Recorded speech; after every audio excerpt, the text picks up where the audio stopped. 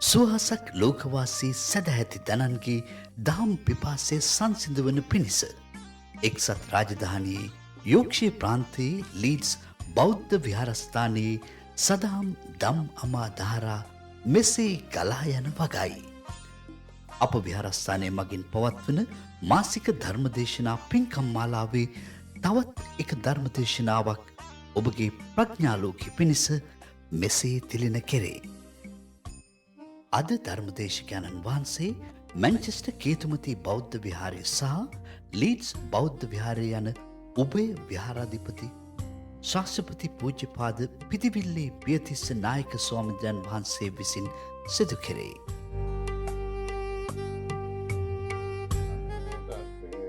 භගවතු අරහතු සම්මා සම්බුද්දස්සේ නමෝ තස්සේ භගවතු අරහතු සම්මා සම්බුද්දස්සේ නමෝ තස්සේ භගවතු අරහතු සම්මා සම්බුද්දස්සේ සමන්ත චක්කවාලේසු අත්‍රා ගච්ඡන්තු දේවතා සද්ධම්මං මුනි රාජස්ස සුනන්තු සග්ග මොක්ඛදං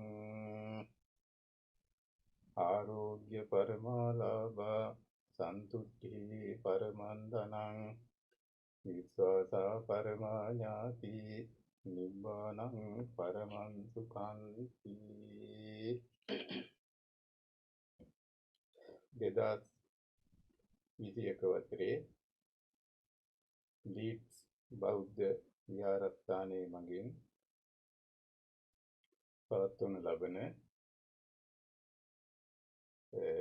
වස් කාලයේ විශේෂ ධර්ම දේශනාවල අවසාන ධර්ම දේශනාවයි අද පැවැත්වෙන්නේ. එහි දායකත්වය හඳකැලුම් පෙරේරා, ප්‍රියංගිකා බෝපගේ 14 වන උපන්දින සමරන සිතික පෙරේරා පුතාට ආශිර්වාද කිරීම. ඒ වගේම ලාල් ජයසිංහ මයා, ප්‍රියංකා ජයසිංහ මහත්මිය මියගිය සැමට පින් අනුමෝදන් කරවීම සඳහා එහි කාරුණික දායකත්වය දරන. අද දවසේදී මාතෘකා කරගත් ගාථාව අපි කවුරුත් අහලා තියෙන ධම්මපදයේ එන ප්‍රසිද්ධ ගාථාවක්. ධම්මපදයේ 15 වෙනි වර්ගයේ සුඛ වර්ගයට අයිති ගාථා කීපෙන් එකක් තමයි මම මුලින් මාතෘකාව වශයෙන් තියාගත්තේ. ඉතින් මේක අපි කවුරුත් අහලා දන්නවා, මේ අහලා තියෙනවා. තේරුම මම හිතන්නේ ඔබ කෙනෙක් දන්නවා. ඒ වුණාට එහි තියෙන ඒ බුදුරජාණන් වහන්සේ ඒ දේශනා කරලා තියෙන ධර්මයේ ගාථා ධර්මය විමසිල්ලෙන් බලන හැම අවස්ථාවකදීම අපේ අවබෝධයේ තරමට විවිධ විදිහට ගැඹුරු විදිහට මේකේ තේරුම දිහා බලලා අපට යම් යම් කරුණු අවබෝධ කරගන්න පුළුවන්. මුලින්ම එම් ගාථාව දේශනා කරන්න හේතු වෙච්ච කාරණේ එහෙම නැත්නම් නිදාන කතාව වශයෙන් දක්වලා තියෙන්නේ කොසල් රජතුමා. කොසල් රජතුමා තමයි බුදුරජාණන් වහන්සේ ජේතවනාරාමේ වැඩ සිටින කාලේ කෝසල ජනපදයේ වැඩි කාලයක් රජ කරපු රජතුමා. අපි කවුරුත් දන්නවා බුදුරජාණන් වහන්සේ අවුරුදු 45ක් එහෙම නැත්නම් වස් 45න් වස් 20කට 25කට වැඩියේ සවැත් නුවර ජේතවනාරාමය සහ පූර්වාරාමය යන විහාරස්ථානයන්හි වැඩවතමින් එහි පළාතේ සිටි බොහෝ දෙනෙකුට මිනිසුන්ට පමණක් නෙවෙයි දෙවියන්ට බ්‍රහ්මයන්ට පවා ධර්ම දේශනා කරපු බව ඒවං මේ සුතං ඒකාන්තමයන් භගවා සාවත්තියන් විහෙරති කියලා බොහොම සූත්‍රවල ඒ ජේතවනාරාමයේ ගැන සඳහන් වෙන නිසා අපිට බුදුරජාණන් වහන්සේ වැඩි කාලයක් එහි ජීවත් වෙච්ච බව අපිට තේරුම් ගන්න පුළුවන්.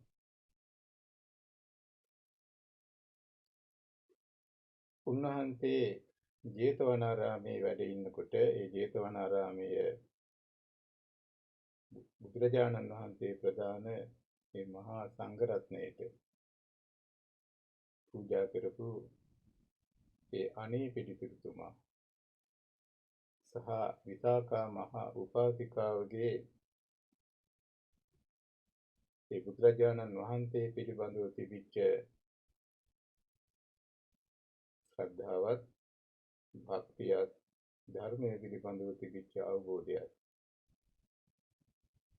සිය දහස් ගණන් ජේතවනාරාමයේ වැඩ සිටි රහතන් වහන්සේලා ප්‍රදාන බොහෝ මහා සංඝරත්නයට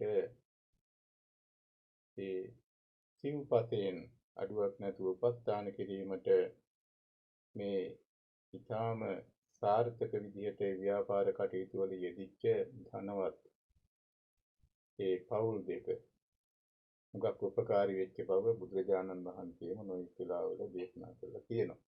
ඉතින් ඒකේ රජුරෝ තමයි කොසල් රජුගේ බලවත් රජ කෙනෙක්. ওই කාලේ වෙනකොට ඉන්දියාව මුළු ඉන්දියාවම එක්සේසත් කරපු රජ කෙනෙක් ගැන සඳහන් වුණත් ප්‍රධාන වශයෙන් රාජධානි 16කට බෙදලා තිබිච්ච බව අපි අහලා තියෙනවා කියවලා තියෙනවා දන්න. එයින්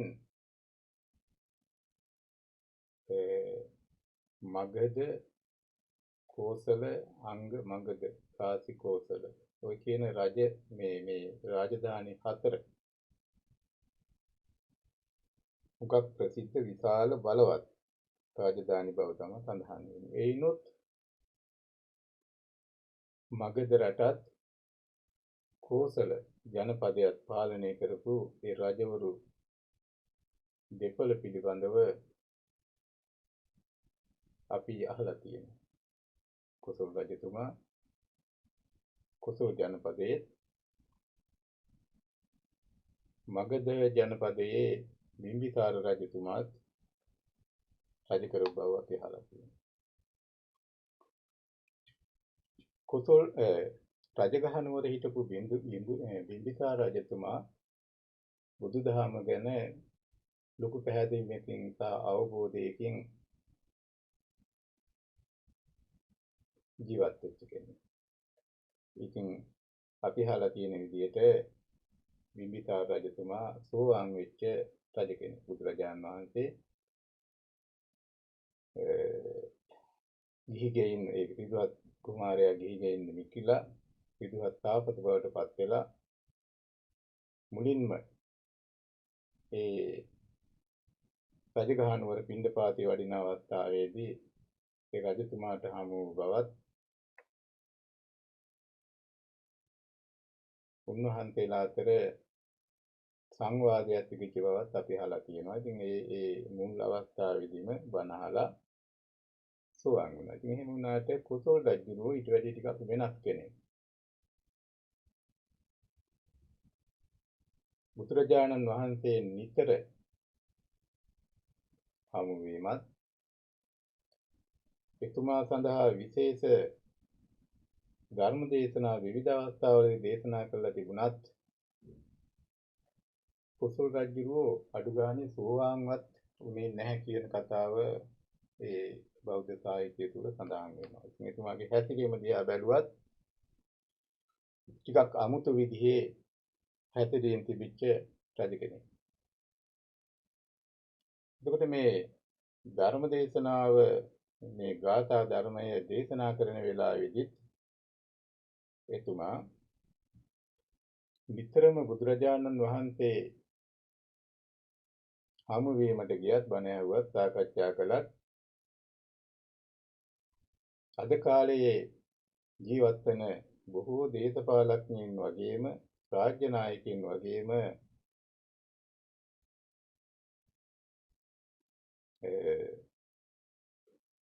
විවිධ ලක්ෂණ වලින් යුක්ත චරිතයක් තිබිච්ච බව ඒ කතාවල සඳහන් වෙනවා.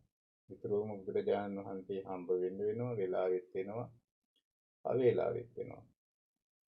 සමහර වෙලාවට ඒ හිටපු මහා සංඝරත්නයේට හාමුදුරුවෝ රහතන් වහන්සේලාට කරදර වෙන විදිහේ ආපු අවස්ථා ගැනත් ඒ සමහර තැන්වල සඳහන් වෙලා තියෙනවා. බුදුරජාණන් වහන්සේ හමු වීමට නිතරම එන අතර දොරක් වහලා තිබුණත් කෙලින්ම දොර ඇරගෙන එන පිරිසක් වගේ ඒ වගේම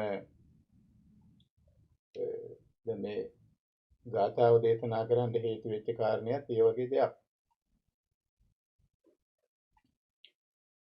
එතුමාගේ ශරීර ලක්ෂණ පිළිබඳව සඳහන් කරනකොටත් ඒකේ සඳහන් වෙන්නේ ඉතාම විශාලයට හැදිච්ච ශරීරයක් ඇතිව කෑමට සාමාන්‍ය ප්‍රමාණයට වඩා ගිජුකමක් දක්වපු ආහාරයේ පිළිබඳව ප්‍රමාණවත් අවබෝධ කෑමේ ප්‍රමාණය පිළිබඳව අවබෝධයකින් තොරව කටයුතු කරපු කෙනෙක් බවත් මේ කියන ගාථාව හැටියට සඳහන් වෙනවා මේ සිද්ධියේදී. ඒක හේතුව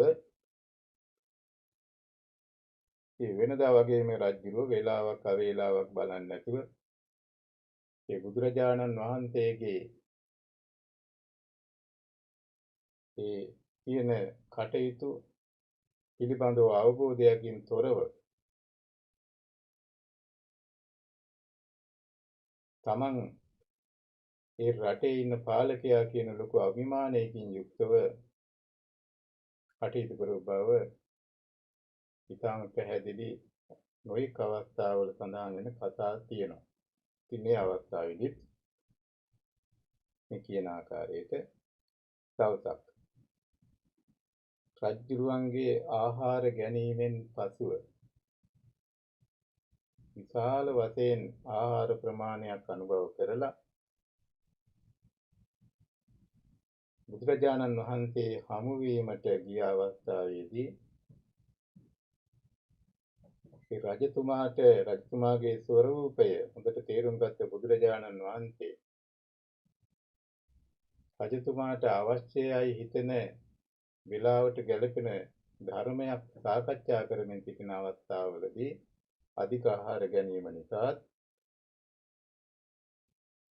ඒ වේලාව විවේක ගත යුතු අවස්ථාවක් නිසා රජතුමාගේ පැත්තෙන් ඒ සියල්ල නොසලකා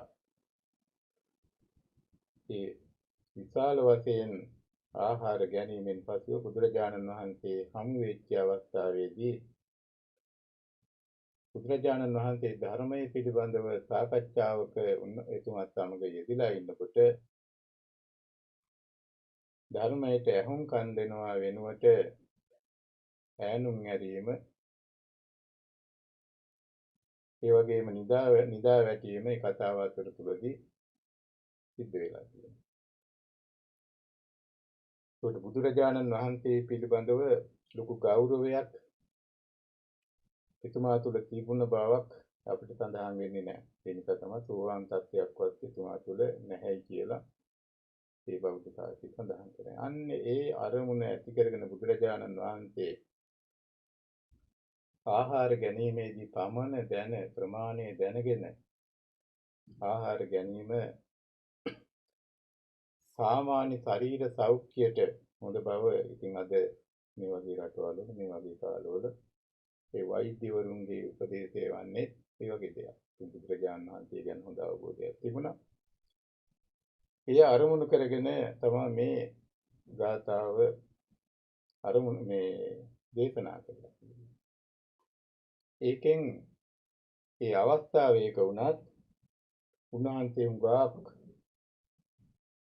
වැදගත් කරුණු හතරක් ඉතාම වටිනා කරුණු හතරක් ඕනෑම සමාජයකට ඕනෑම පුද්ගලයෙකුට ඕනෑම කාලයකට ගැලපෙන අකාලිකයි කියපු කාලයෙන් තොරයි කියපු ඒ ධර්මයේ ස්වરૂපය මනාව පිළිඹු කරන ගාථාවක් තමයි මේක. ඉතින් මේ ගාථාව උඟක් අහලා තියෙනවා. සමහර විට අපේ ගිහි පින්වතුන් පමණක් නෙමේ සමහර ස්වාමින් වහන්සේලා පවා මේකේ තියෙන සමහර වචන හරියට තේරුම් අරගෙන විස්තර කරන්නේ නැතුව දෝ කියන විශ්වාසයක් අපිට තියෙනවා. මොකද ඒ සමහර වචන සාමාන්‍ය ජනතාව විශ්වාස කරන වචන වලට වෙනසක් තියෙනවා. උදාහරණයක් වශයෙන් අපි පස්සේ කතා කරනවා. අපි බලමු පළවෙනි ඒ ගාථාවේ සාමාන්‍ය සරල තේරුම මොකක්ද කියලා. ආරෝග්‍ය නිරෝගීකම ආරෝග්‍ය පරමාලාභ ලාභයන් වශයෙන් අපේ ජීවිතවල අපි ලාභයන් වශයෙන් කලකන කරුණු වලට වැඩිය බුදුරජාණන් වහන්සේ දක්වලා තියෙන්නේ කායික මානසික නිරෝගීතාවය. ඊටම වටිනා ලොකු ලාභයක් තමයි මේ ජීවිතය. සන්තුට්ඨි පරමන්දනං සන්තුට්ඨි කියන එක සතුට කියලා සමහර අය තෝරනවා. මොකද සන්තුට්ඨි කියන වචනය සතුටට හුඟක් සමාන නිසා. ඇත්තෙන්ම මෙහි නියම තේරුම සතුට ලැබෙනවා. නමුත් ඒ ලැබෙන ඒ සතුටම නෙමෙයි එතන නියම තේරුම සෑහීම. අපි ලබා ඇති අපට තියෙන නැත්නම් ඇති සම්පත් තුළින් සෑහීමකටපත් වීම ඒක ඊටාම වටිනා දෙයක්. අපේ ජීවිතවල නොඑක ආකාරයේ ගැටලු ආර්ථික ගැටලු වෙන්න පුළුවන්. සමහරට සෞඛ්‍යයට හේතු වෙන ගැටලු වෙන්න පුළුවන්. මේ සතුට නැතිකම නිසා සෑහීම නැතිකම නිසා ඒ අපේ ජීවිත වලට මේක බලපානවා. අනේ සෑහීම පමණ දැන ලද පමණින් සතුටු වීම කියලා අපි කියවට ඒකේ මොනවා හරි ලැබුණාම එයින් සතුටු වෙනවා කියන අදහසට අමතරව ඒකේ ගැඹුරු අදහසක් තියෙනවා. අර විදිහට ඒක නෝ නොඑක් තේරුම් කියනවා. එතකොට කොපමණ ලැබුණත් සතුටු නොවන ස්වરૂපයක් සාමාන්‍ය ප්‍රත්‍යක්ෂ කිසික තියෙනවා ඒක අපි දන්නවා. හැබැයි ලෝකේ පුරා මිනිසයන් ජීවත් වෙච්ච හැම කෙනෙකුටම මේ සෑහීම කියන දේ ඊටම වටිනා දෙයක් බව ඔය වෙන වෙන සංස්කෘතින් වල වෙන වෙන රටවල වෙන වෙන ආගමික සම්ප්‍රදායන් තුළ මේ ගැන යම් ප්‍රකාශ කරලා තියෙන නිසා අපිට එහි වටිනාකම කවුරුත් තේරුම් එක්තරා ප්‍රමාණයකට තේරුම් ගත්ත බව පේනවා. විශ්වාසා පරමා ඥාති මේකත් අපි කවුරුත් අත්දැකලා තියෙනවා. ඥාතීන් ගත්තාම සියලුම දෙනා අපිට හිතවත් නැති බවත් බොහෝ අවස්ථාවලදී ඥාතීන් නිසා නොඑක ආකාරයේ ඒක ඥාතීන් නරකයි කියන අදහස නෙමෙයි අපි මෙතන අදහස් කරන්නේ. නමුත් අර බුදුරජාණන් වහන්සේ ඒ අදහස මුත්තට තේරුම් අරගෙන ලෝකේ සාමාන්‍ය පවතින තත්ත්වය තමයි මේ බුදුරජාණන් වහන්සේ සාකච්ඡා කරලා තියෙන්නේ. න්‍යායෝ ඊටාම හොඳයි. න්‍යායෝ ඊටාම අවශ්‍යයි. න්‍යායෝ අපි කැමති වුණත් නැති වුණත් අපේ ජීවිතවල විවිධ හේතු නිසා ඒ ඥාතීන්ගේ සම්බන්ධතාවය අපිට තියෙනවා. අපි මොන රටක ජීවත් වුණත් මොන කාලයක ජීවත් වුණත් ඒ ඥාතීන් පිළිබඳව අපේ හැම කෙනෙකුටම වගේ අත්දැකීම් තියෙනවා. ඒ වගේම ඔය අතර බොහොම හොඳ ඥාතීන් හොඳයි කියලා කියන්නේ ආගමට ධර්මයට අනුව නිවැරදිව කටයුතු කරන උත්සාහයෙන් කටයුතු කරන අතර දියුණුවයි කියන වචනේ නොයෙක් තේරුම් තිබුණත් අපි ආර්ථික පැත්තෙන් ගත්තත් ඒ වගේ ඥාතීන් තවත් කෙනෙකුට අවශ්‍ය ඥාතිත්වය හේතු කරගෙන උදව් උපකාර කරන බොහෝ කතා අපි අහලා තියෙනවා. අපේ අත්දැකීම් වල ඒවා තියෙනවා. ඒ අතර ඥාතීන් නිසා විවිධ කරදරවලට අපකීර්ති වලට පත්වෙච්ච අවස්ථාත් බොහෝ තියෙන බව අපිට අපි අහලා තියෙන සමහර අය කතා කරන දේවල් වලින් අපට අවබෝධ වෙනවා. ඒකට බුදුරජාණන් වහන්සේ විශ්වාසා පරමා ඥාති ඒකට විශ්වාසවන්තකම සැබෑ හිතවත්කම ඒකට යහළුවන් පිළිබඳව බුදුරජාණන් වහන්සේ තරම් කතා කරපු වෙනත් ආගමික නායකයෙක් හෝ දාර්ශනිකයෙක් හෝ වෙනත් කෙනෙක් නැති තරමට උන්වහන්සේ බොහොම හොඳින් බොහොම නොයෙක් පැති වලින් ඒ දිහා බලලා කතා කරපු අවස්ථා තියෙනවා. ඒකට සැබෑ ඥාතියා තමන්ගේ කෙනා තමන්ට හිතවත් කෙනා කවුද? එයා තමයි විශ්වාසවන්ත කෙනා. එහෙම කතා තියෙනවා අපි අහලා තියෙනවා. හුඟක් නෑ අය. අපේ ජීවිතවල අපට හම්බ වෙන්නේ ඥාතීන් කොච්චර හම්බ වුණත් හොඳ ඥාතීන් හම්බ වෙන්නේ බොහොම ටික දෙනෙක්. යහළුවන් කොච්චර අපට ලැබුණත් නියම යාළුවන් අපට හම්බ වෙන්නේ බොහොම අඩුවෙන්. මේ නියම යාළුවෝ කවුද? බුදුරජාණන් වහන්සේගේ වචනයෙන් කියනවා නම් කල්යාණ මිත්‍ර. ඒක ඊටාම වටිනා දෙයක්. ඒ ලෞකික ජීවිතයට උදව් උපකාර කරන අයට නොඑක් නම් තියෙනවා. එහෙම වුණත් තමන්ගේ යාළුවා තමන්ගේ හිතවතා අවංකවම කටයුතු කරන යමෙක් ඉන්නවා නම් එයා කල්යාණ මිත්‍රයෙක් වගේම හොඳ යාළුවෙක් නේ වගේම හොඳ ඥාතියෙක් වෙන්න පුළුවන්. සාමාන්‍ය අදහසෙන් ඥාතීන් කියන්නේ වෙන සම්බන්ධතාවයක් මත විස්තර කළත් බුදුරජාණන් වහන්සේ ඒ විශ්වාසවන්ත යෙතුලින් ඥාතිත්වය ඇති කරගත්ත පිළිස රටකට ආගමකට ජාතියකට වයසකට ස්ත්‍රී පුරුෂ වශයෙන් වෙනසක් නැතිව අපිට හම්බ වෙනවා මුණ ගැහෙනවා. ඒ අතර විශ්වාසවන්තයින් ඉතාම අඩුවෙන් අපේ ජීවිතවල අපිට දකින්නට ලැබෙනවා. කවුද විශ්වාසවන්ත කියන එක අපේ ජීවිතවලදී ඇති වෙන විවිධ අවස්ථාවලදී අපිට හොඳට තේරුම් ගන්න පුළුවන්. ආරෝග්‍ය නිරෝගීකම කායික මානසික නිරෝගීතාවය පරම ලාභයත් සතුට සෑහීම උතුම් ධනය බවත් විශ්වාසවන්ත අවංක විශ්වාසවන්ත කෙනා උතුම් ඥාතිය බවත් සඳහන් කරන බුදුරජාණන් වහන්සේ ඒ ලෞකික තත්ත්වයේ පිළිබඳව කතා කරන්නේ. ලෝකේ ලෞකික ලෝකේ ජීවත් වෙන පෘථග්ජන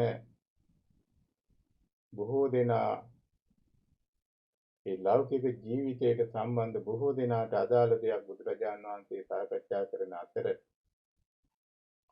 බුදුවරු ලෝකෙට පහළ වෙන්නේ ආර්ථික විද්‍යාඥයින් වශයෙන් මනෝ විද්‍යාඥයින් වශයෙන් එහෙම නැත්නම් වෛද්‍ය විද්‍යාව සහ ආගම ඉගෙනගත්ත පිරිසක් වශයෙන්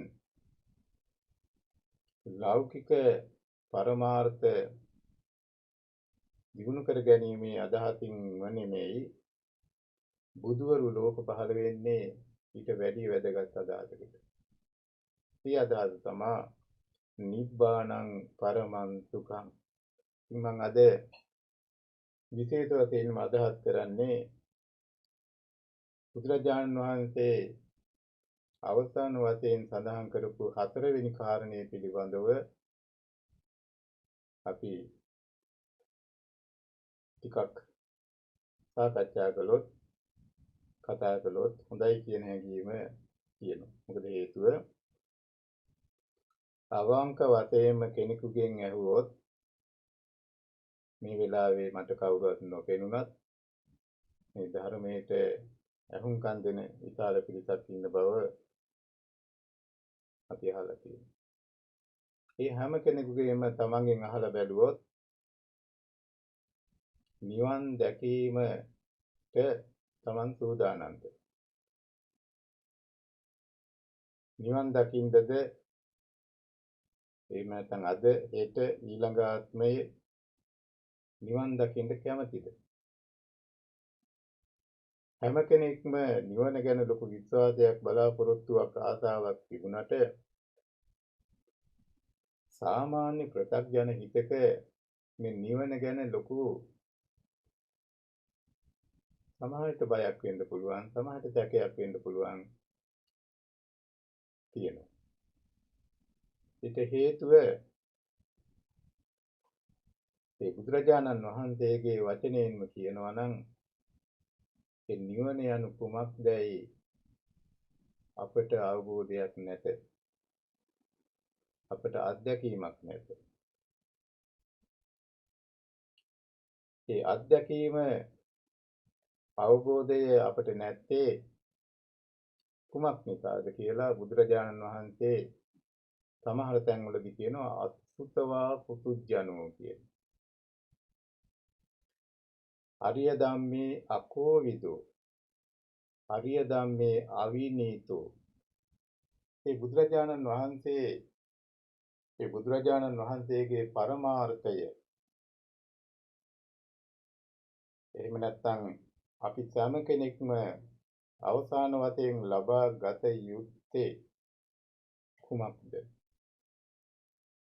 කියන එක පිළිබඳව විස්තර කරපු අවස්ථාවලදී ඒ ලබාගත යුතු తত্ত্বය අපට මනවින් නොතේරෙන්නේ ඒ පිළිබඳව අපට අවබෝධයක් නැති නිසා. ඇයි අවබෝධයක් නැත්තේ? ඒ බුදුරජාණන් වහන්සේ ලෝකේ දිහා බලපු ආකාරයත් සෑම කෙනෙක් විසින්ම ලෝකයේ ඇත්ත ඇති සැටිය යථාභූත ඥානය තියෙන දේ තියෙන හැටියට බැලීමේ නොහැකියාව නිසා මේකට මෝහය කියනවා අවිද්‍යාව කියනවා. බුදුහාරු දීපලක සඳහන් කරලා තියෙන වචනේ. මෝහය කියන්නේ මෝඩකම නෙමෙයි. මෝහය කියන්නේ වැහිච්ච ස්වરૂපය. එහෙම නැත්නම් වැහිච්ච ස්වરૂපය කියන එක තමයි මෝහය කියන එකේ සාමාන්‍ය ප්‍රධානම අදහස. ඊළඟ එකේ බුදුරජාණන් වහන්සේ සඳහන් කරනවා අවිද්‍යාව කියලා. අවිද්‍යාව කියන්නේ අවිජානාති, විජානාති, පජානාති, සංජානාති කියන මේ දැනීම. ඔකට පාලි භාෂාවෙන් කියන්නේ ඥා ධාතුවෙන් ඇති වෙන සංඥා, විඥාන, පඤ්ඤා මේ දැනීමේ විවිධ අවස්ථාවන් පිළිබඳව උන්වහන්සේ තේරුම් අරගෙන තියෙනවා. ඒකට මොනවද දන්නේ, මොනවද දකින්නේ? තමා පිළිබඳවත් ලෝකයේ පිළිබඳවත් ඇත්තටම මොනවද තියෙන්නේ, ඇත්තටම මොනවද වෙන්නේ? අන්නේ අවබෝධය නැතිකම නිසා ඊළඟට සංසාරේ එතකොට තමා පිළිබඳවත් ලෝකයේ පිළිබඳවත් ලෝකේ පැවැත්ම පිළිබඳවත් දැන් ලෝක විදූ කියන වචනේදී පැහැදිලි වශයෙන් බුදුහාඳුරෝ අදහස් කරලා තියෙන්නේ මේ ජීව අජීව මේ අපේ පසින්දුරන්ට ඇහැට පෙනෙන රූප කනට ඇහෙන ශබ්ද ඒ ඉන්ද්‍රිය ගෝචර ලෝකය මොන විදිහේ ස්වરૂපයක්ද අන්න ඒ පිළිබඳව අවබෝධයක් නැති නිසා මේ නිවන කියන ස්වરૂපය අපේ අත්දැකීම් වලින් සාමාන්‍ය ප්‍රත්‍යඥ අත්දැකීම් වලට ගොදුරු නොවන නිසා මේ පිළිබඳව අපට ලොකු බයක් සමහරට වැරදි විශ්වාස ගොඩ නැගිලා තියෙන බව බෞද්ධයයි සම්මත ලෝකයේ බොහෝ දෙනා තුල පවා මේ විශ්වාසයේ තියෙන බව අපට පැහැදිලිව පෙනෙනවා. සංසාරයේ ස්වરૂපය නැත්නම් සාමාන්‍ය මනුසාගේ ස්වરૂපය මොකක්ද? ඒක තැනදී බුදුරජාන් වහන්සේ සඳහන් කරනවා සත්වයා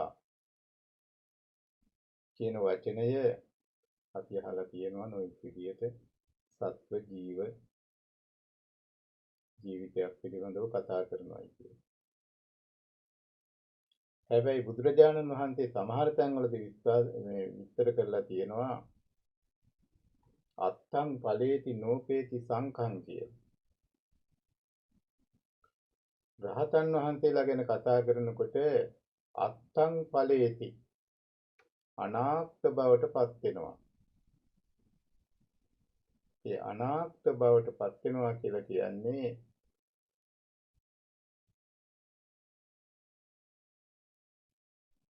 ලෝභයෙන් යුක්තව ආසාවෙන් යුක්තව මමය මගේ කියන හැඟීමෙන් යුක්තව ඇහැට පෙනෙන රූප කනට ඇහෙන ශබ්ද දිවට දැනෙන රස පිළිබඳ ඇලීමකටපත් වෙනවා සාමාන්‍ය ජනතාව. අනේ ඇලීමකටපත් වෙන්න කාරණා දෙකක් බුදුරජාණන් වහන්සේ දේශනා කරනවා.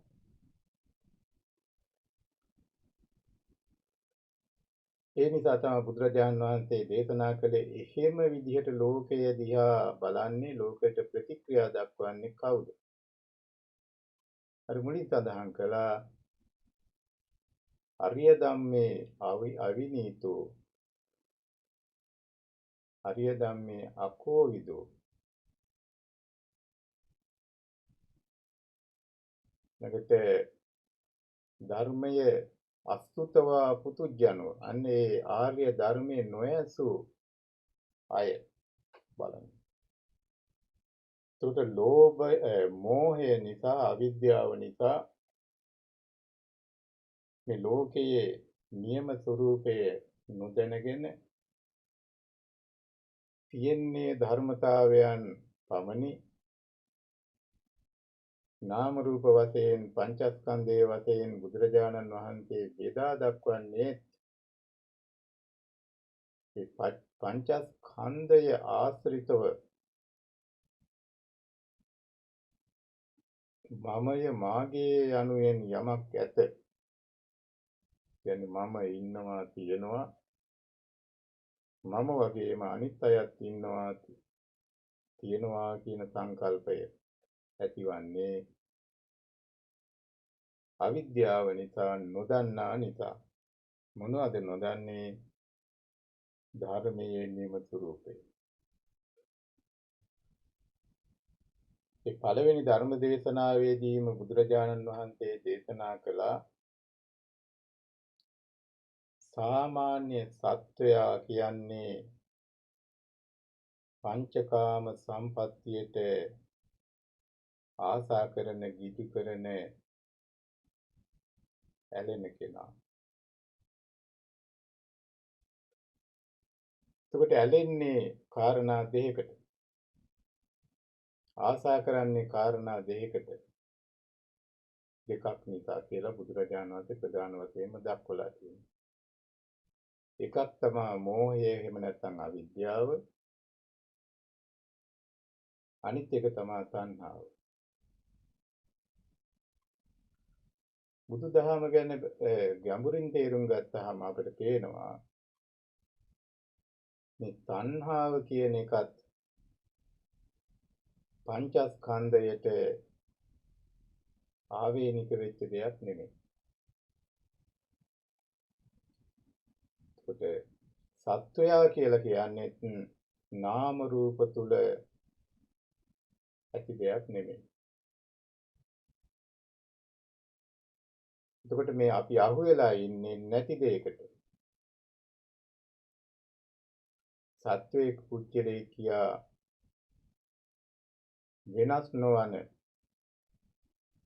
සත්වයේ පුජ්‍යලේ කියා නොමැරෙන තත්වයක් මේ පංචස්කන්ධය තුල නැත. ලෝභය සහ ද්වේෂය මේ පංචස්කන්ධයට අයිති කොටසක් නොවේ. අර ඉංග්‍රීසියෙන් කියනවා නේටිව්. එතකොට මේවා නේටිව්ස්ලා නෙමෙයි. ඒක අත්‍යවශ්‍යම තිබිය යුතු අංග නෙමෙයි. එතකොට නැති මමක් මා තුල ඇති කරගෙන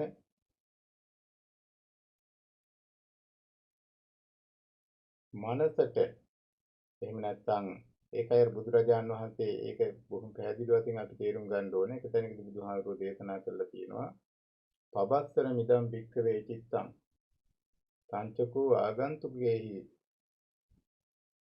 උපක්ඛිලිට්ඨේහි උපක්ඛිලිට්ඨං. මේ වචන හොඳට අපි තේරුම් ගත්තාම අපිට පේනවා හැම මොහොතකම සිතුවිලි ඇති වෙනවා නැති වෙනවා. ඒ නාම ධර්මයන් රූප ධර්මයන්ට වැඩිය බොහොම ඉක්මනට ඒවා ඇති වෙනවා නැති වෙනවා. ඒ ඇති වෙලා නැති වෙලා ඇති වෙන සිතුවිල්ලේ පළවෙනි ස්වභාවය තමයි පබස්තරං. ඊටාම පැහැදිලි. ඊටාම පිළිසිදු.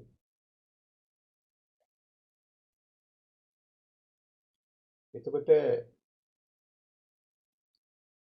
මේ පිරිසිදු හිත කරුණ නොදන්නාකම නිසා ඇහැට පෙනෙන දේ මමය මාගේය වශයෙන් එහෙම නැත්නම් ඇහැට පෙනෙන දේ චක්කුම් පටිච්ච රූපේච උප්පජ්ජති චක්කු විඥානං කියලා ඒක ඒ බුදුහාමුදුරුවෝ ඒ தত্ত্বය පැහැදිලි කරන්නේ ඉතා අපි අහලා ඇති. හැබැයි ගැඹුරින් හිතනකොට භාවනාව තුලින් ඔය දකින්නකොට මේ වෙන දේ පෙනෙනවා අපට. ඇහැට රූපයක් පෙනීමේ ක්‍රම විද්‍යාව අපට පෙනෙනවා. ක්‍රම වේදය අපට පෙනෙන්න පටන් ගන්නවා. සාමාන්‍ය ඇහැට ගොදුරු වෙන රූප පංචස්කන්ධයක් අපටත් තියෙනවා. බුදුහාමුදුරන්ටත් තිබුණා. රහතන් වහන්සේලාටත් තිබුණා. බුදු වෙන්නේ ඉස්සලා බෝධිසත්ව කියන්නේ සාමාන්‍ය මිනිසෙක් වශයෙන් විදුවත් කුමාරයා ලෝකේ දිහා බලපු ක්‍රමයක් බුදු වුණාට පස්සේ ලෝකේ දිහා බලපු ක්‍රමයක් වෙනයි.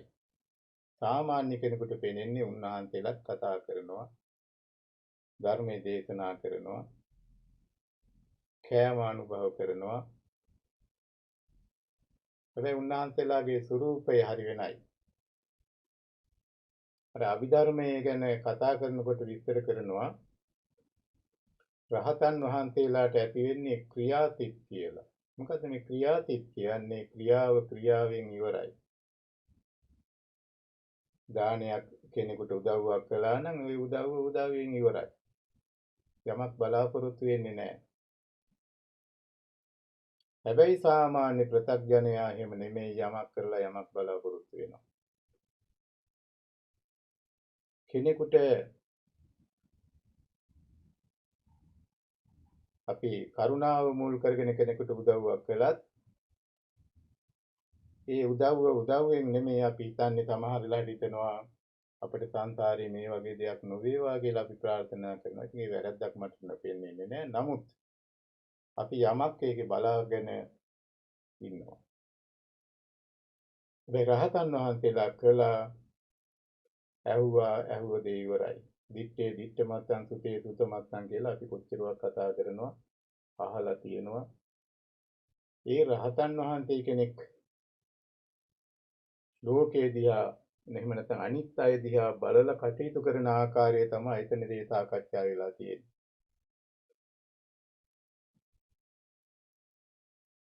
එතකොට සාමාන්‍ය ප්‍රත්‍යඥ අය ලෝකය හොඳ නරක වශයෙන් කොටස් දෙකකට බෙදනවා. විත්ත වශයෙන් ලෝකේ දිහා බලනවා.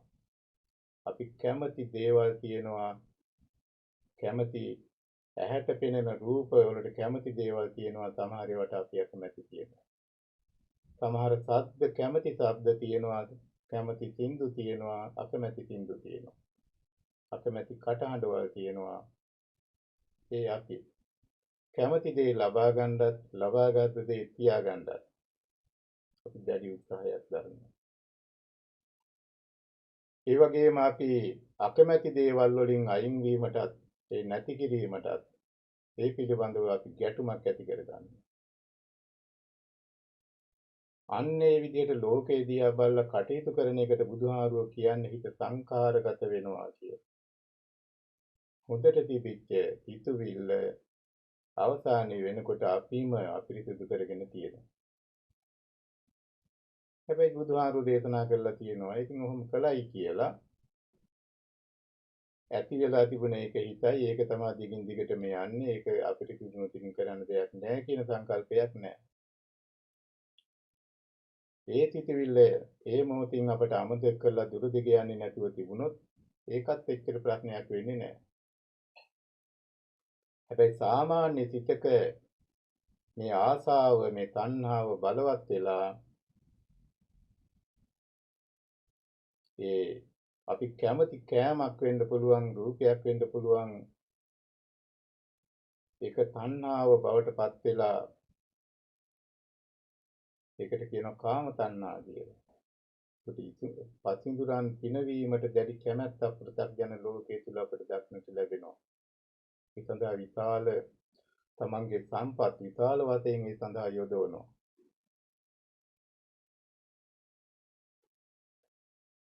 ඒ යෙදවීම තුළින් අපි යමක් බලාපොරොත්තු වෙනවා. මොනවද අපි බලාපොරොත්තු වෙන දේ? අපි සතුටක් බලාපොරොත්තු වෙනවා. අපි සැනසීමක් බලාපොරොත්තු වෙනවා. ප්‍රත්‍යඥ ලෝකයේ තුල ලෞකික ලෝකයේ තුල අපි සැපයයි හොයාගත්ත සැපයයි බලාපොරොත්තු වෙච්ච අපිට සැප ලැබෙයි කියලා අපි උගාක් වෙහෙස වෙලා කටයුතු කිරීම සඳහා අපේ සම්පත් කාලය වෙන්න පුළුවන්, ධනෙ වෙන්න පුළුවන්, ශ්‍රමය වෙන්න පුළුවන්, දැනුම වෙන්න පුළුවන්. මේ සම්පත් අතර යොදවපු බොහොම දෙනෙකුට ඒ තමන් බලාපොරොත්තු වෙච්ච සැනසීම ලැබෙච්ච නැති බව ප්‍රත්‍යක්ෂ ලෝකේ අපි කවුරුත් දන්නවා. එහෙමනම් මේ ලෝකයා සාමාන්‍ය ජනතාව මිනිසුන් වෙන්න පුළුවන්, සතුන් වෙන්න පුළුවන්. ඇයි මේ විදිහේ ලෞකික දේට ලොකු ආසාවක්, ලොකු කැමැත්තක් දක්වන්නේ? එතකොට එයින් අපට සැනසීමක්, ආස්වාදයක් නැද්ද? බුදුහාරු දේශනා කරනවා තියෙනවා. ආස්වාදයක් තියෙනවා. ඉතින් ඒ නිසා තමයි අර කවුරුත් ඒ ආස්වාදය ලබන්න අපි ලොකු උත්සාහයක් දරනවා. හැබැයි ඒ ආස්වාදයේ ඒ ස්වરૂපය අපි තේරුම් ගත්තේ නැත්නම් ඒ තුලින්ම අපට කනගාටුවක් ඇති වෙනවා. අපි හොඳයි කියන ලෞකික සැප සම්පත් අපි එකතු කරනවා. ඒ එකතු කරන දේ විවිධ හේතු නිසා නැතුව යනවා, වෙනස් වෙනවා. අර ලැබපු දවසේට පිච්ච සතුට වගේම දුක ඊට වැඩිය දැඩි කනගාටුවක් දුකක් අපටපත් වෙනවා. ඒ කියන්නේ අපි හොයන සැනසීම අපට ඒ ලෞකික බාහිර දේෙන් ලැබෙන්නේ නැහැ. ඒකට කරුණු දෙකක්. බුදුහාමුදුරුවෝ දක්වනවා. පළවෙනි කාරණේ තමයි සතුට හෝ දුක බාහිරව ලබා ගන්නව බාහිර දෙයක් නෙමෙයි, ඒක අභ්‍යන්තර දෙයක්. අපිට සතුට සැනසීම කියන එක අවබෝධය තුලින් අපි ලබා ගන්නවා. අනිත් එක ඒ ආස්වාදයේ කියන එකේ සීමාවල් අපි දැනගන්න ඕනේ. ප්‍රයෝජනේ අපි දැනගන්න ඕනේ. ඊළඟට ඒකේ ආදීනව තියෙනවා. ආදීනව තමයි අර වගේ බුදුරජාණන් වහන්සේ දේශනා කරන ආදීනව වශයෙන් ගන්නෙ මොකද්ද? අනිත්‍ය, දුක්ඛ, අනාත්ම. අර විපස්සනාව ගැන අපි අහලා තියෙනවා. වචන වලට රැවටෙන්නේ නැතුව අපේ අත්දැකීම් වල දිහා බලලා ඒක ගැඹුරින් අපි කල්පනා කරන්න ඕනේ කරනවා. සතුටක් තියෙනවා. නමුත් සීමාව දැනගත්තාම ගත්තේ නැත්නම් අපි මෙයින් අපි ලොකු අමාරුවක වැටෙන්න පුළුවන්, අපි ආව වෙන්න පුළුවන්, අපි අතරමං වෙන්න පුළුවන්. අපේ වටිනා කාලය තරමේ අපේ සම්පත් ටික විනාශ වෙන්න පුළුවන්. තිබිච්ච අවස්ථාවන් නැතුව යන්න පුළුවන්. එහෙමනම් මොකද කරන්න ඕනේ? නිස්සරණ නික්මීමක් තියෙන්න ඕනේ. නික්කම්ම සංකප්ප කියන එක සම්බන්ධ කරගන්න ඕනේ. අන්න එහෙම ක්‍රමයක් තියෙනවා මේකට. ඒකයි බුදුරජාණන් වහන්සේ දේශනා කළේ දැන් ඔය විදිහට තමයි සම්බන්ධ වෙගෙන යන්නේ. දැන් අපි ආර්ය අෂ්ටාංග මාර්ගය ගත්තාම මේක නික්කම්ම සංකල්ප එකක් ගැන කතා කරනවා. අන්න ඒ තුලින් අපි ලබාගත් යම් අවබෝධයක් තියෙනවා නම් මේ ලෞකික తত্ত্বය ඉක්මවා ගිය එහි ආදීනව තේරුම් අරගෙන තණ්හාව දුකට හේතු වෙච්ච දුකට කාරණේ සමුදය සත්‍ය කියන්නේ ඒකනේ. ඉතින් ඒක කවුරුවත් ඇති කරන එකක්වත් මනසේ උපතින්ම තියෙන දෙයක්වත් නෙමෙයි.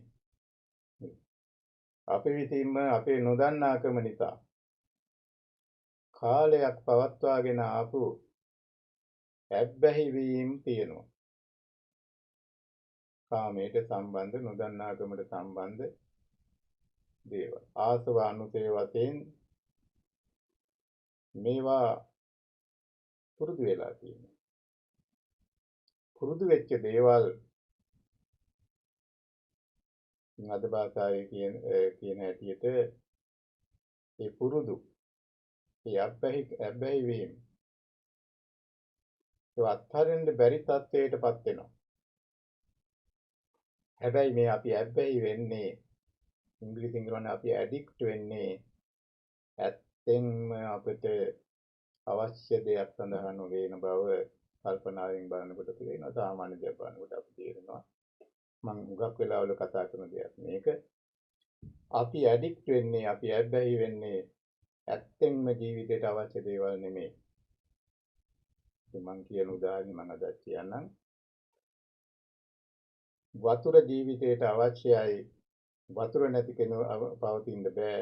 නමුත් අපි කොච්චර වතුර නිතර පාවිච්චි කළාට අපි වතුරට ඇඩික්ට් වෙන්නේ නැහැ. නිදි වෙන්නේ නැහැ, හැබැයි වෙන්නේ නැහැ. හැබැයි බ්‍රාහ්මණය එහෙම නැත්නම් වෙන විදිහේ ඒ જાතීන් අපට අවශ්‍ය නැහැ ජීවිතේට. හැබැයි අපි ඒවට ඇබ්බැහි වෙනවා. ඇබ්බැහි වුණාට පස්සේ අපිට මොකද වෙන්නේ? අපිට ඕකෙන් බේරෙන්න බැරුව යනවා. හැබැයි කාම තණ්හා, භව තණ්හා, විභව තණ්හා කියලා මේ තණ්හාවේ විවිධ ප්‍රභේදයන් ගැන කතා කරනකොට තණ්හාව යනු අපේට ආවේනික වෙච්ච, අපේ මනසට ආවේනික වෙච්ච දෙයක් නෙමෙයි. ඒ පිටින් ආපු දෙයක්. හැබැයි අපි නොදන්නාකම නිසා අපි ඒට අහු වෙලා ඉන්නේ. ඒ අහුවෙන්න කෙනෙක් අපි තුල ජීවත් වෙනවා.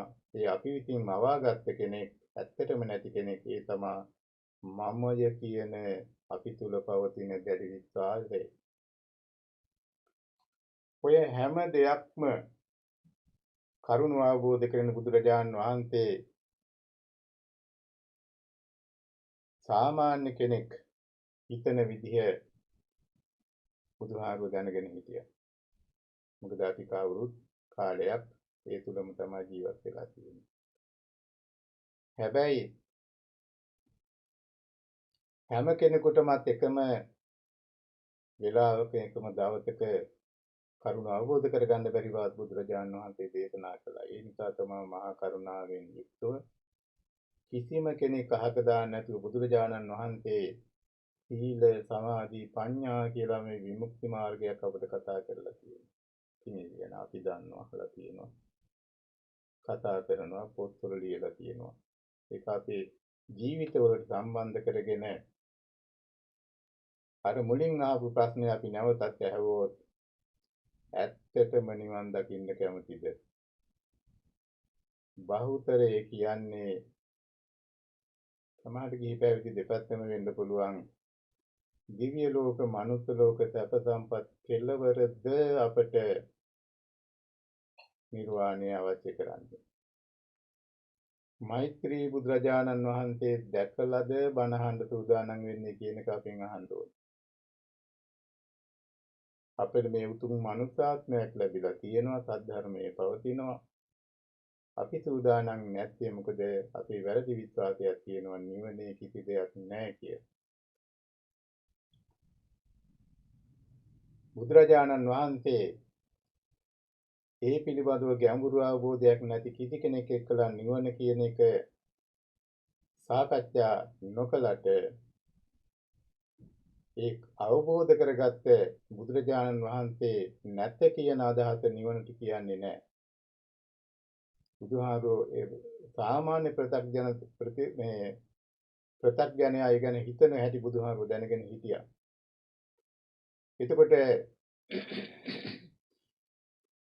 යම් කිසි කෙනෙක් ඒ බුදුරජාණන් වහන්සේ ලබාගත් ඒ අවබෝධය දුකට හේතු වෙච්ච තණ්හාවත් තණ්හාවට ඇති වෙච්ච අවිද්‍යාවත් ඔය දෙකෙන් තොර වෙලා ලෝකේ දිහා බලනකොට අනාත්මතාවයත් ඒ තුලින් පෙනෙනවා.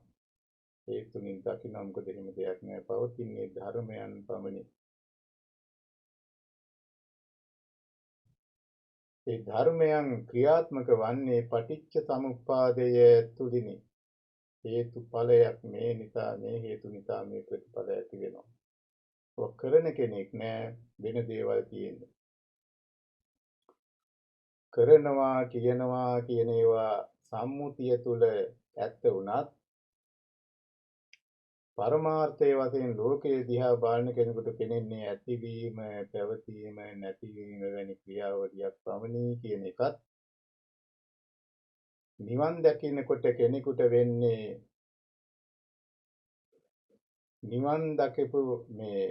නිවන් දකින්නකොට ආත්මය නැතුව යනවා නෙමෙයි, ආත්මය සදාකාලිකව නැතුව යනවා නෙමෙයි, නිවන් දැකීමේදී සිද්ධ වෙන්නේ ආත්මයක් තියෙනවා කියන විශ්වාසය නැතුව යනවා. ඒ තුලින් හිතට ලොකු සැනසීමක් ඇති වෙනවා, ආලෝකයක් ඇති වෙනවා. ඇයි නිවන් දකින්න බලාගෙන හිටපු කෙනෙක් එහෙම කෙනෙක් නැහැ කියලා කෙනෙකුගේ හිතට වැටහෙනවා. අන්න ඒ තුලින් ලබාගත් අවබෝධය නිසා මේ ගමන නතර වෙනවා නිබ්බුතා. ඒකයි බුදුරජාන් වහන්සේ අත්තං ඵලේති නෝපේති සංඛං. මරිච්ච රහතන් වහන්සේ කෙනෙක් පිරිනුවන් පෑවට පස්සේ කොහෙද උපදින්නේ? මාර්යා පවා හුඟක් වෙහෙතුණා කියලා කතා කරලා තියෙනවා. නෝපේති සංඛං, එහාට ගියා මෙහාට ගියා දිව්‍ය ලෝකෙට ගියා, එහෙම සංඛ්‍යාවකට වැටෙන්නේ නැහැ. මොකද මේ අපි සංඛ්‍යා කියන්නේ ලෞකික ලෝකයේ තුල ඇති කරගත්ත සම්මතයන් පමණයි. ඒ සම්මතයන් තුලින් ලෞකික தත්ත්වයට අයිති නොවන தත්ත්වයක් විස්තර කරන්න බෑ. හැබැයි එහෙම වුණාට බුදුරජාණන් වහන්සේ කියනවා එහෙම ඇත්තේ නැත්තක් නෙමෙයි. එහෙම එකක් තියෙනවා අත්ති වික්කවේ සදායතන. එහෙම තැනක් තියෙනවා. එතන නැත්තේ මැරීම නොවේ.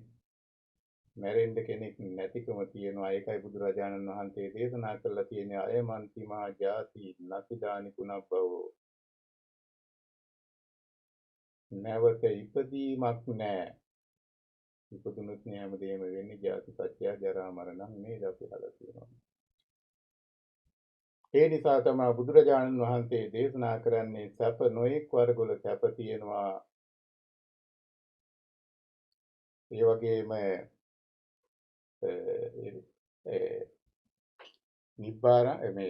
නිබ්බානම් පරමං සුඛං එතන සුඛයක් තියෙනවා. බුදුහාමුදුරුවෝ නැති දෙයක් නම් සුඛයක් කියලා සඳහන් කරන්නේ නැහැ. ලෞකික தත්ත්වයේ තුල ඉඳගෙන ওই தත්ත්වය අපිට බොහොම අමාරුයි. ඒ වගේ තැනක් නැත්තේ නෑ තියෙනවා. ගිය අය හුඟ දෙනෙක් ඉඳලා තියෙනවා. තවත් වචනින් අවසාන වචයෙන් මට කිව්වොත් මට කියන්න සිද්ධ වෙන්නේ අපි අහලා තියෙනවා නිදාගත්ත කෙනෙක් නැගිටීමත් අවදි වීමත් නිින්දත් අතර තියෙන වෙනස වගේ. නිදාගත්තොත් හීන දකින්නවා, දකින්නේ හීන ඇත්ත කියලා විශ්වාස කරනවා. එයා අවදි වුණාට පස්සේ එයාටම තේරෙනවා මං මෙච්චර කාලයක් හීන දැකලා තියෙන්නේ කියලා.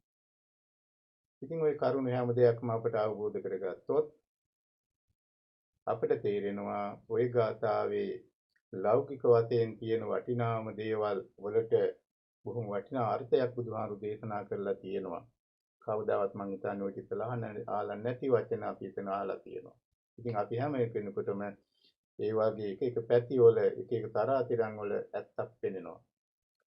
ඉතින් ඒ නිසා අද දවසේදී අපි ප්‍රාර්ථනා කරනවා හැම දිනෙකටම අපි බණ අහන්නේ එකටයි ධර්මයේ පිළිපදින්නේ එකටයි සංසාරේ ඉන්න කල් සපවත්ව ජීවත් වෙන්නත් ඒ සංසාර දුක සංසාර සැපත తాවකාලික නිසා මුතුන් සැපතක් අපි හඳුන්වා දුන්න බුදුරජාණන් වහන්සේ පරම සැපතක් වශයෙන් දක්වපු නිර්වාණාවබෝධය අරමුණු කරගෙන කටයුතු කිරීම තමයි අපි හැම කෙනෙකුගේම අරමුණ විය යුත්තේ. ඒ නිසා අපි ප්‍රාර්ථනා කරනවා මේ අවස්ථාවේදී අපි හැම දිනෙකටම මේ අවබෝධය ලැබේවා. ඒකට පහසුකම් තියෙනවා.